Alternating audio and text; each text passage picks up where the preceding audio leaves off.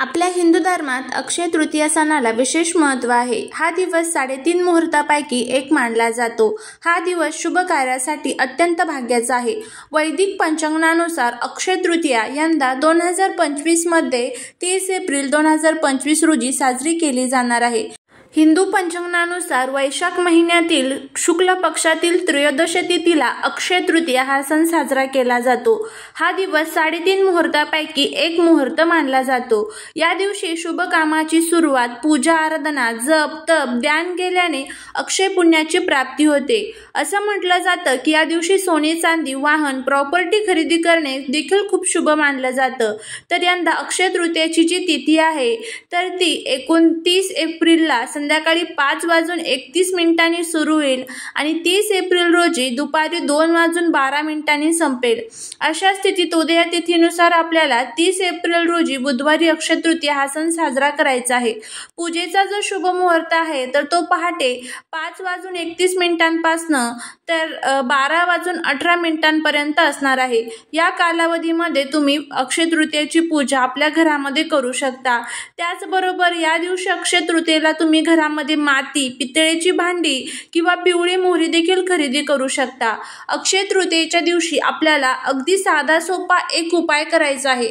अक्षय तृतीया ही तिथी जी असते तर ती आपल्या पूर्वजांसाठी समर्पित असते आणि आपल्या घरातील जो काही पितृदोष आहे तर तो दूर करण्यासाठी अक्षय तृतीयेला आपण आपल्या पूर्वजांची सेवा करत असतो, दान धर्म तर्पण अर्पण करत असतो।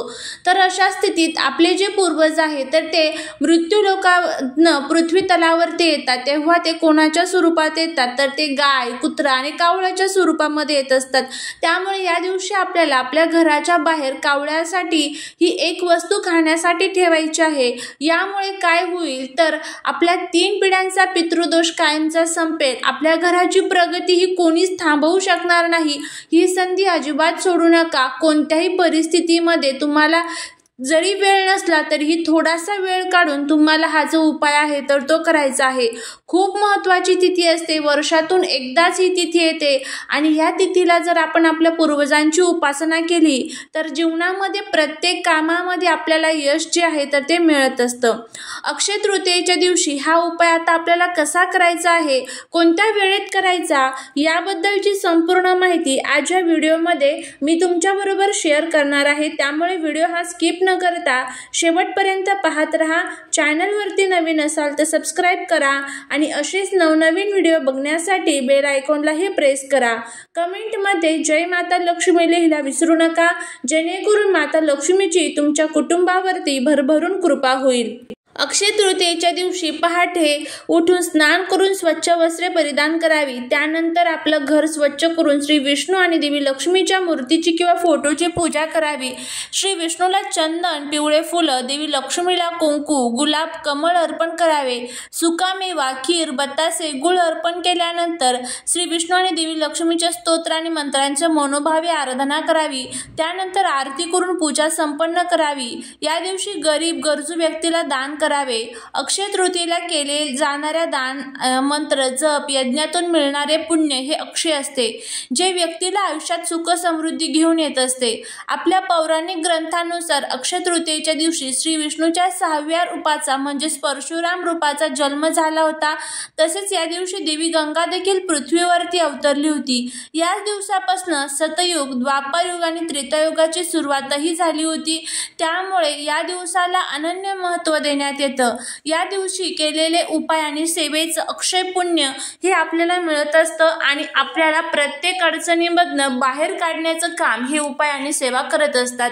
त्यामुळे या दिवशी घरामध्ये विष्णू सहस्त्रनाम, लक्ष्मी सहस्त्रनाम, कनकधारा स्तोत्रम, कमला स्तोत्रम अशा विष्णू आणि लक्ष्मीच्या अनेक सेवा तुम्ही करू शकता। तुम्हाला जर सेवा करणं शक्य नसेल तर तुमचं काम चालू असताना तुम्ही देवी लक्ष्मी आणि विष्णूचं तुम्ही स्मरण जरी केलं तरीही तुमची सेवा ही त्यांच्यापर्यंत पोहोचली जाईल। त्यानंतर आता हा उपाय कसा करायचा आहे, कशासाठी करायचा आहे ते आपण बघूया। बघा, आपण खूप कष्ट करतो, मेहनत करतो, पण त्या कष्टाचं, मेहनतीचं जे फळ आहे तर ते आपल्याला मिळत नाही. सतत घरामध्ये पैशांच्या अडचणी येत असतात. घरामध्ये खूप पैसा येतो, पण तो पैसा घरामध्ये टिकत नाही. अडचणी, आजारपण, दुःख आणि संकटांमध्ये तो पैसा नेहमी खर्च होतो. घरामध्ये एकोपा राहत नाही. पती पत्नीमध्ये सतत भांडण, कटकट, वादविवाद होत असतात. छोट्या छोट्या कारणांवरही भांडण होतात. त्याचबरोबर ज्या काही तुमच्या इच्छा असतात, मग त्या धनप्राप्ती, नोकरी प्राप्ती, कर्जमुक्ती संबंधीच्या असेल, लग्न जमण्यासंबंधीच्या असेल, मुलांच्या संबंधीच्या असतील, त्या इच्छा तुमच्या जर पूर्ण होत नसेल, त्याचबरोबर पितृदोषाचा सामना तुम्हाला करावा लागत असेल, जर पितृदोष डोक्यावरती असेल तर तुम्ही कितीही कष्ट करा, उपाय करा, तर त्याचं फळ हे आपल्याला मिळत नाही. कारण आपले पूर्वजच जर सुखामध्ये नसेल तर आपल्या आत्म्याला कशी शांती मिळेल हे नेहमी लक्षात ठेवा. त्यामुळे पूर्वजांसाठी आपल्याला हे उपाय करायचे असतात. बघा, आपलं जे संपूर्ण 12 महिन्यांचं एक वर्ष असतं तर ते त्यांचा संपूर्ण एक दिवस मानला जातो. इतका खडतर प्रवास हा त्यांचा असतो. त्यामुळे त्यांचं जीवन सुद्धा सुखाचं असावं, त्यासाठीच आपल्याला हे उपाय करायचे असतात.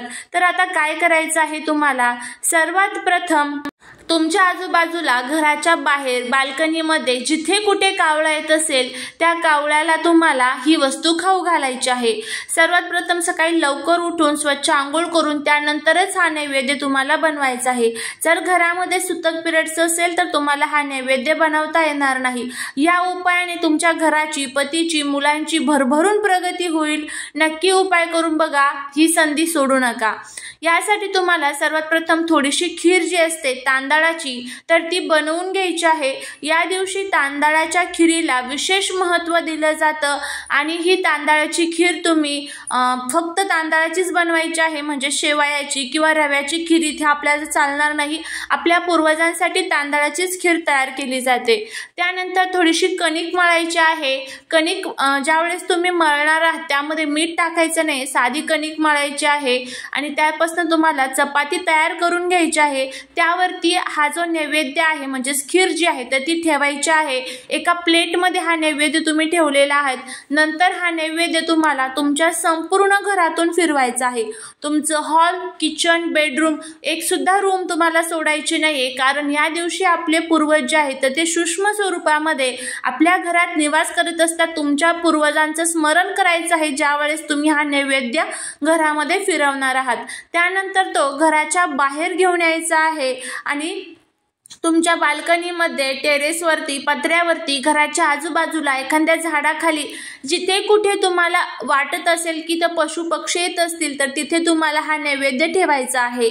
आणि तिथे तुम्हाला दक्षिण दिशेला तोंड करून तुम्हाला तुमच्या पूर्वजांचं स्मरण करायचं आहे. ओम पितृदेवाय नमः या मंत्राचा 11 वेळेस जप करायचा आहे आणि नंतर तुम्हाला तुमच्या घरी यायचं आहे. कावळ्याने किंवा कोणत्याही पशुपक्षींनी जरी हा नैवेद्य खाला तरीही चालेल. फक्त हा आपल्याला उपाय अगदी भक्तीने, विश्वासाने आणि श्रद्धेने करायचा आहे. कुठेही मनामध्ये किंतु परंतु येऊ न देता तुम्ही हा उपाय करून बघा. खूप छान अनुभव तुम्हाला याचे येणारच. अगदी साधा सोपा उपाय आहे, करून बघा. आता खीर जी आहे तर ती तांदळाचीच बनवायची सांगितल्या पद्धतीने. कोणतीही दुसरी खीर इथे आपल्याला चालणार नाही, लक्षात ठेवा. तर अशा पद्धतीने हा उपाय करून बघा, फायदा होईल.